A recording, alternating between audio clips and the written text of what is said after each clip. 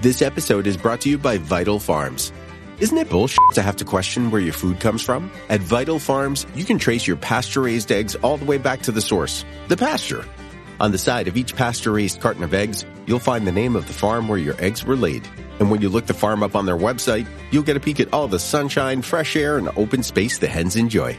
Learn more and find out where to buy them at vitalfarms.com. Vital Farms, keeping it bullshit-free. 'Tis the season to shine with H&M. Discover the holiday collection and find fashionable pieces for your wardrobe or for under the tree. Get inspired and dazzle with this year's glam. From tuxedo styles, bow detailed pieces, impressive prints, and more.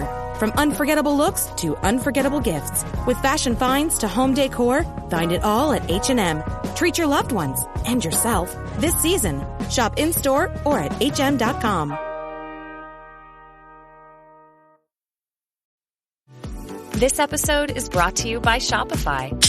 That's the sound of switching your business to Shopify, the global commerce platform that supercharges your selling. Harness the best converting checkout and same intuitive features, trusted apps, and powerful analytics used by the world's leading brands. Stop leaving sales on the table. Discover why millions trust Shopify to build, grow, and run their business. Sign up today for your $1 per month trial period at shopify.com/tech23. This episode is brought to you by Kia's first 3-row all-electric SUV, the Kia EV9, with available all-wheel drive and seating for up to 7 adults, with a 0 to 60 speed that thrills you 1 minute, and available reclining lounge seats that unwind you the next. Visit kia.com/EV9 to learn more. Ask your Kia dealer for availability. No system, no matter how advanced, can compensate for all driver error and or driving conditions. Always drive safely. 'Twas the first night home for the holidays, and all through your town, not one thumb was quiet, a lot of swiping going down. You created the perfect Bumble profile with care, in hopes that your dream guy or gal may be out there. When what to your wandering eyes should appear but a ton of faces you haven't seen in years. There's a rando from high school, your ex from 8th grade, a kid you used to babysit, and your literal Uncle Dave. As cringe as this feels, the only thing worse would be if one of them stumbled upon your profile first. But there's no need to panic or erase your face from the app. You can go incognito with one simple tap. Disappear from the others till you say they're a match, and have more fun finding your next hometown catch. With peace of mind and your profile hidden from sight, happy holidating to all, and to all a good night. Happy holidating with incognito mode from Bumble. Download today. Welcome to the HCI family of podcasts. We're your source for personal, professional, and organizational growth and development. We share our own original research, explore industry trends, and interview executives and thought leaders from across the globe. Join us for practitioner-oriented content around all things leadership, HR, talent management, organizational development, and change management. Maximize your personal and organizational potential with the HCI family of podcasts.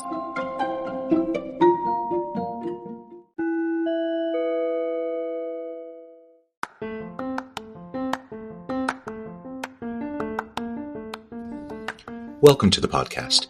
In this podcast episode, I talk with Damien Filiatrault about choosing a distributed model and hiring remote and freelance workers within the modern world of work.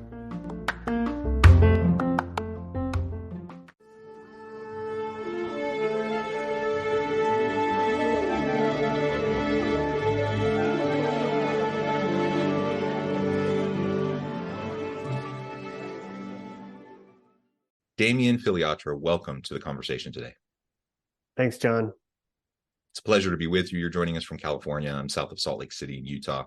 And today we're going to be talking about the recruitment space, specifically really distributed models and hiring remote and freelance workers in the modern world of work, and how things are shifting in the age of AI and all of the connected confounding factors, really, and the transformations that we see occurring because of these disruptive technologies. As we get started, I wanted to share Damien's bio with everybody. Damien Filiatrault is the founder and CEO of Scalable Path, a software staffing agency that matches leading companies and startups with vetted remote software developers. Scalable Path has helped 23.5K freelancers in 177 countries complete 780,000 hours of programming on client projects. Damien is passionate about employment equity and helping companies meet their hiring needs. And I'm sure there's a whole lot more to say there. Anything you would like to highlight by way of your background, personal context, or your company before we dive on in?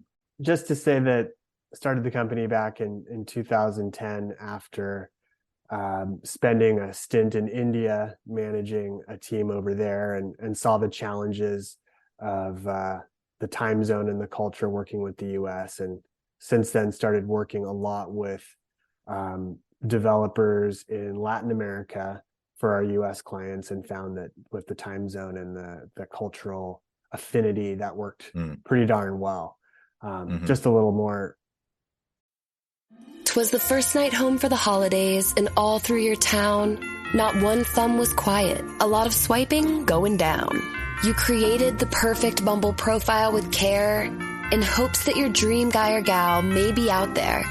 When what to your wandering eyes should appear but a ton of faces you haven't seen in years. There's a rando from high school, your ex from 8th grade, a kid you used to babysit, and your literal Uncle Dave. As cringe as this feels, the only thing worse would be if one of them stumbled upon your profile first. But there's no need to panic or erase your face from the app. You can go incognito with one simple tap. Disappear from the others till you say they're a match, and have more fun finding your next hometown catch. With peace of mind and your profile hidden from sight, happy holidating to all, and to all a good night. Happy holidating with incognito mode from Bumble. Download today. This episode is brought to you by Klaviyo, the platform that powers smarter digital relationships. With Klaviyo, you can activate all your customer data in real time, connect seamlessly with your customers across all channels, guide your marketing strategy with AI-powered insights, recommendations, and automated assistance, deliver experiences that feel individually designed at scale, and grow your business faster. Power smarter digital relationships with Klaviyo. Learn more at klaviyo.com/Spotify. That's KLAVIYO.com/Spotify. Insight on some of our focus. So many challenges when you're trying to offshore operations and work with distributed remote teams. And you just briefly highlighted, one of those things that can be challenging, and that is just simply the geographic difference and the time difference, and how the collaborations and communication happens when you're in that kind of a setting. It's not like we can't overcome it, but it is an added layer of challenge. And so it's definitely something we need to think about. All right. So as we set the stage for the conversation today, maybe we can start with your kind of general assessment of where we're at in the modern world of work in relation to tech, because a lot has happened in the last year, particularly the last 8 to 10 months, especially around AI. I mean, just within the last couple of days, there's been some pretty major tech announcements and new AI offerings that have come out. I'm thinking of all the big announcements from Meta, Facebook yesterday, Mark Zuckerberg, lots of announcements around ChatGPT and Bard and some of the others just in the last week. These have lots of applications across a wide range of different disciplines and fields and different functions within a business. Within the recruiting world, though, I think it in particular has some really important value and some serious considerations that we have to keep in mind. So let's start there. If you can tell us a little bit about your current feelings around the current landscape. I'll keep it high level at first and say that, you say in the world of tech and recruiting, you could take that two ways. You could talk about technology that recruiters use. Yeah. And you could also talk about, technical recruiting, like recruiting technical talent. And we're doing both of those things. I'll start by saying that in the world of software developers, I think we were potentially one of the first industries to embrace remote work because it works really well. And maybe we're a bunch of introverts at heart and, programmers, but just coding on your computer and pushing your code to a repository and it just sort of works. So I think even before COVID, we were all doing that. And so that's just one observation. You've seen it spread into other industries through COVID, and then other industries have started to pull back.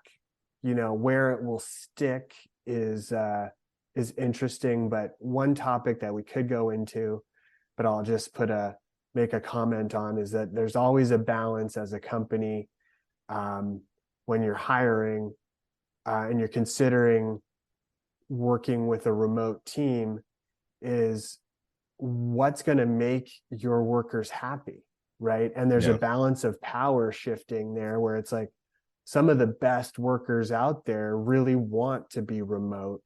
And if you're not going to offer that as a company, you may be missing out on that, not to mention the benefits to the planet and to people's lives. But so the remote, in my opinion, is here to stay for a lot of industries, and it's something that we're going to have to embrace. Now, going back to your other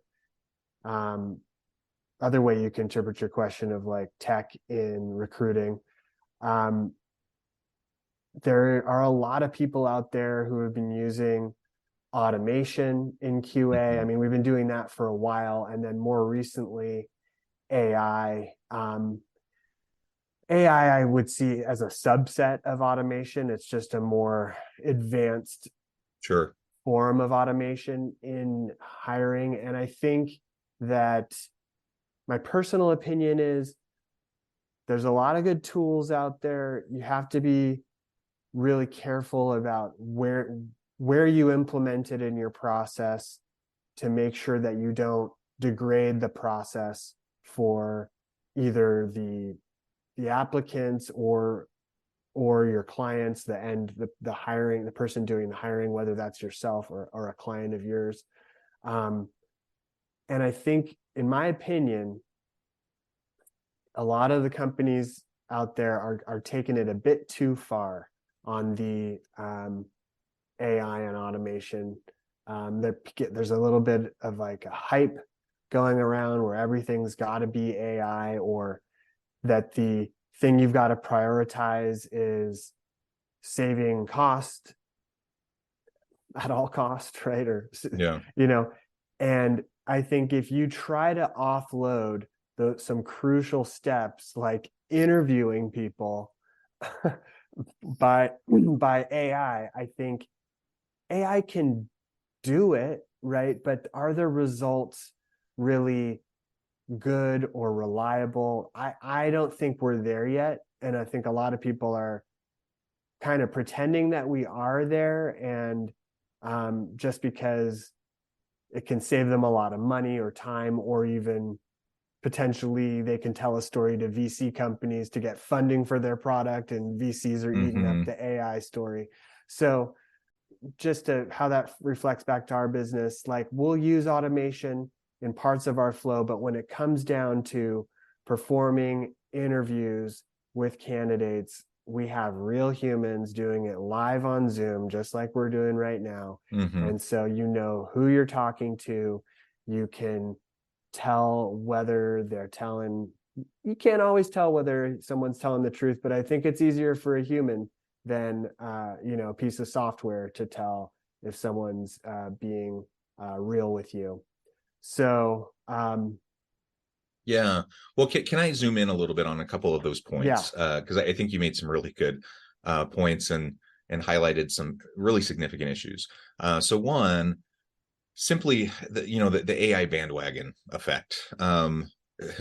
Things have developed so rapidly over the past 8 to 10 months. I mean, AI is not new. It's AI, deep machine learning, and other forms of automation have been around for a really long time. As you know, we've always been trying to figure out how to do things more effectively, more efficiently. What's happened in the last 8 to 10 months is just the rapid usage of AI by the random company, right, and the random user, and the number of tools that are being released on a regular basis. So the primary platforms themselves, you have OpenAI and ChatGPT, for example, or you have Llama and Meta, and you have Bard and Google, and so on and so on and so on.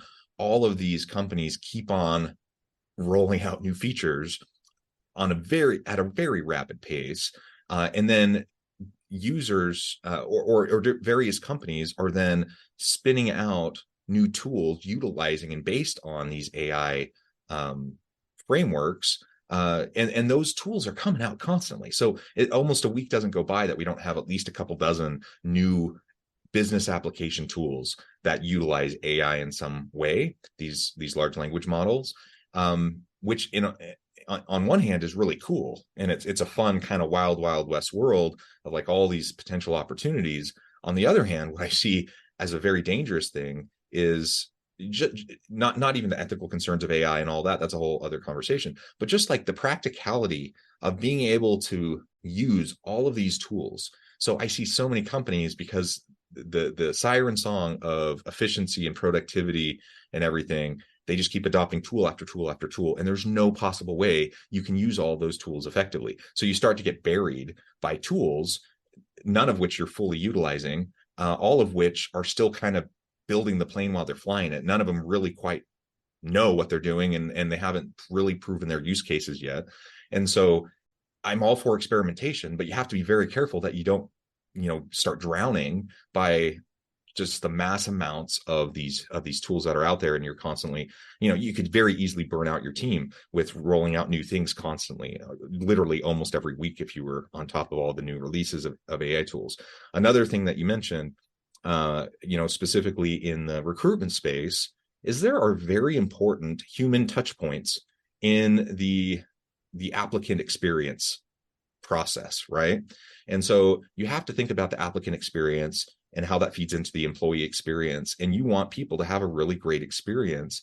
And while there are efficiencies that can come from the usage of any automation, and in this case, we're talking about AI, you need to make sure that you're having those touch points and that you're a real life person who has the intuition and has the various capacities that go beyond an algorithm, that you have a chance to have those interactions with other humans on the other side, for good outcomes for the business, but also for them. Remember, we're in a tight labor market. It's hard to find good people. There's a skills gap in a lot of industries. And when we're talking about any STEM field, including tech and coding and those sorts of things, it's not like we have tons of extra people going around. We have to make sure that we create an inviting environment for people to want to come and work for us. And if we don't have a good user experience, then that the likelihood of that goes down dramatically. And I don't know about you, but I've heard lots of people talk about features, for example, like LinkedIn, and you can apply to jobs on LinkedIn super easy, right? You can have people identify you and reach out to you. I get like bombarded constantly daily with like recruitment emails, spam, and stuff like that.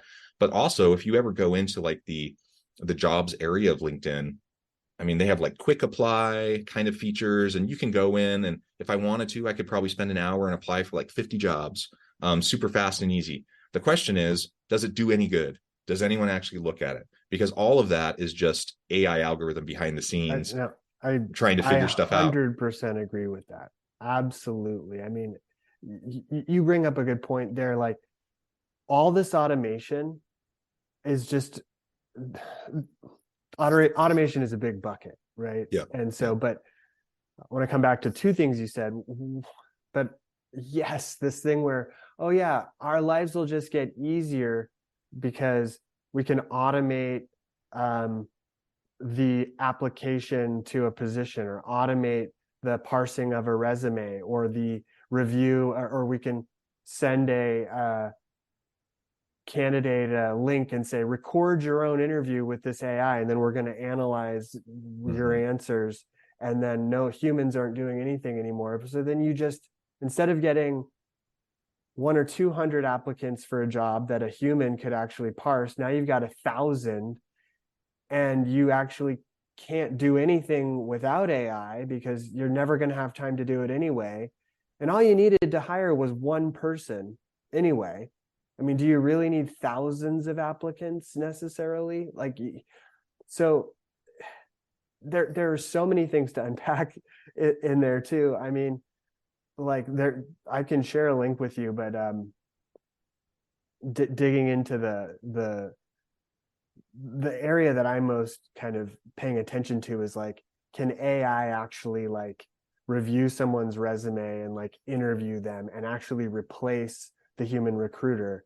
And like, so far the tools they're just not showing it. And there's an example from an MIT podcast that I can share with you about this company that claimed that they could do it. And, the applicant the MIT podcaster was testing it, and they answered all the questions in German. And then they like passed the interview that was supposed to be in English. It's just so silly. And a lot of these tools are also, you have to be so careful too, because as we know, like, there's a big issue with, trying to not be biased or discriminate against different people. And a lot of these AI tools end up being worse than humans at stuff like that. And so when you leave things in the hands of these tools at this point in time, like, I'm not saying it could never happen, maybe if we get to some future level, but right now we are just not there. And you need to have humans to have good results. But also, like you mentioned, like, there's an experience that a client has or a candidate has when they talk to a human and they feel valued. Like, if I'm a software developer and I've got a job and I'm trying to be lured away to work somewhere else, right? Am I going to spend time with a human who's actually saying, hey, I'm going to spend some of my real human time with you because I think you're interesting? Or am I going to spend an hour or two doing automated tests for a company that won't even take any of their time to talk to me, that may never even be reviewed by a human? So we could go on and on about that topic. For sure. And just to put one final, really fine point on it, we both mentioned it, but I think it's really important to note, is just, again, reminding us that, in a few years from now, 5 years, 10 years from now, who knows, the pace of development and the refinement of these tools is mind-boggling. And so who knows how long it'll take to get to the point where perhaps this conversation is a little bit obsolete and maybe the tools are just way more refined and better than they are now. But right now, we're in the wild, wild west of these tools and their capacity. And there are still tons of limitations. So I'm all for embracing technology and experimenting and, figuring out what the use cases and how they can be useful. I'm all for all of that. And I think we totally should be playing in the space, in the sandbox, and trying to figure out what works. But that's a different thing than just like wholesale adopting a new unproven technology and saying, this is our answer, this is going to fix everything for us, because it's just not true. And you're going to end up causing all sorts of, unintended consequences that you haven't even conceived of yet, that not just you haven't conceived of yet, but that like society at large hasn't conceived of yet, right? Because it's all so stinking new. So all of that's really, really important. All right. Let's pivot now and just talk for a few more minutes about, again, within this context of AI, automation, both in terms of the tools recruiters use in recruiting, but also how it can be utilized by developers, like you were mentioning. It's kind of a multi-pronged thing, and how we can frame it up. Let's now think about this in terms of distributed models of hiring remote and freelance workers, because as you aptly mentioned on the outset, coding and a lot of tech types of positions actually have been very well suited for remote, hybrid, freelance, distributed work for a long time. And that's only increased over time. And of course, the pandemic kind of thrust us into this new world of work where more and more companies are embracing remote models. I guess the question I have is, for anyone listening who's still wrestling with this, or maybe they're thinking, I want to do a back to the office mandate, as many CEOs are doing. What are kind of the pros and cons, and what do you see as the primary benefits of choosing a distributed model, especially when we're talking about hiring freelance developers? Yeah. Okay. Well, definitely have a lot to say about the pros and cons of remote. I mean, number one, first and foremost, most people like it. It's a big perk, unless you're certain type of individual, like you're in your 20s and you're looking for that sort of networking in real life and meeting people, or which is valid, right? There are certain, or you're just a very like gregarious person that you just need that human, there's, I'm not saying that it's there aren't certain people that prefer it, or you're in a certain industry, like you're a doctor, you've got to, telehealth is real too, but there's just certain things. You're in manufacturing, I don't know, you've got to do hands-on stuff. It's not going to work. But for a huge part of the workforce that has a family or has an hour-long commute, when you think about their ability to have work-life balance, their ability to save money on gas, to save time on their commute, to have the company save costs on not having to have an office. When you think about the commuting impact on the environment, there are the pros, in my mind, on the whole, vastly outweigh the cons. And I think that if you've got a company that has different roles and different kind of people, that you should allow the people that their job role will work okay. They can do their job well and be productive remotely. And if they want to, you should let them, because you're going to be able to potentially even pay people. Like if I'm an employee and I'm thinking, all right, well, here's a job where I have to commute an hour every day into the city and it pays me $150K a year. And here's a job where I get to work remotely with my family and it pays me $130K a year. I might actually take that 130. So I would every day of the week. Right. So like you might be able to just consider that a perk, and you're saving money yourself. So I'll just say that at first about, I think it's here to stay for the industries that can support it. Big proponent of it. Okay, now within tech, I think that, you guys have, if you're not in tech, some people haven't heard of like agile methodology, or in particular, there's Scrum and Kanban. And I think that the Scrum methodology that has been embraced by software developers, kind of by following some core parts of that, you kind of mitigate some of the problems with being remote, which are like, people not feeling connected, people. And so one of the core things of Scrum is that every day you have a team and they get together on a daily stand-up call, and you try to do it every day. You don't have to do it every day, but it's on the calendar every day, and you get together and everyone on the team sort of says like, hey, usually inevitably you get on, and while you're waiting for everybody to join, everyone's, oh, hey, what did you do? What's going on? And people feel like a little water cooler kind of thing going on, and they talk and they connect, and then everybody says, hey, whatever goes around is, well, okay, this is what I did yesterday. This is what I'm going to be working on today.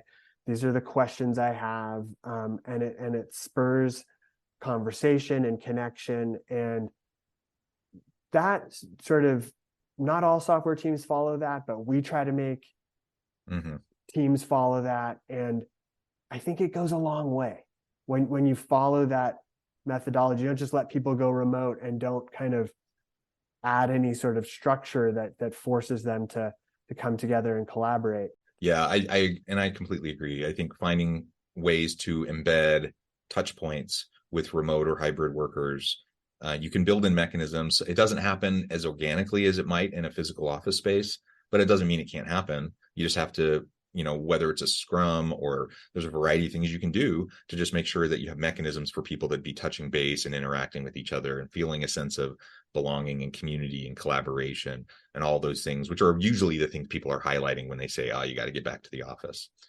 Well, Damien, I know at the time I'm going to have to let you go here in just a minute, but before we wrap things up for today, I just wanted to give you a chance to share with the audience how they can connect with you and find out more about your work, and then give us a final word on the topic for today. Well, they can connect with me by going to scalablepath.com and either filling out the contact form, or if you're looking to hire a software developer or designer or any sort of person to help you build a digital product, you can click our Hire Now button and tell us about what you're looking to do. And the final word, I guess, it's an interesting time with AI and remote work, but I would say that what's coming out through all of this is the importance of human connections through all of it. I think that's a common thread through everything we said, and I definitely believe that. And if you stick to that, you'll be all right. Yeah, well said, Damien. Thank you so much. It's been a real pleasure. I encourage the audience to reach out, get connected, find out more about what Damien and his team can do for you. And as always, I hope everyone can stay healthy and safe, that you can find meaning and purpose at work each and every day. And I hope you all have a great week.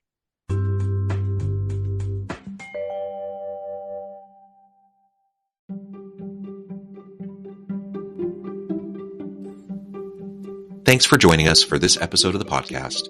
We hope you stay healthy and safe, and please join us again soon.